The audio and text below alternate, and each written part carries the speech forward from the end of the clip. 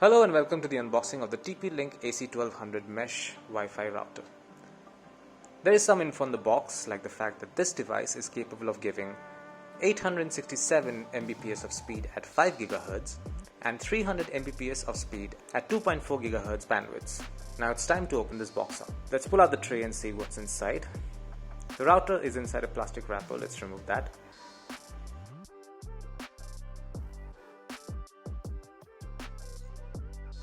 This is what the AC1200 Wi-Fi router looks like. It has a nice glossy finish. The mesh design is quite obvious.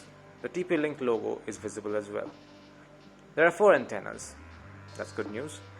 There are 5 Ethernet ports at the back along with a power port, a reset button, a power button and a WPS on-off button as well.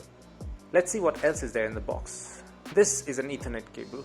You will need this for setting up. Finally, there's a power adapter to power the device. That's all you'll find inside this box. Thank you for watching.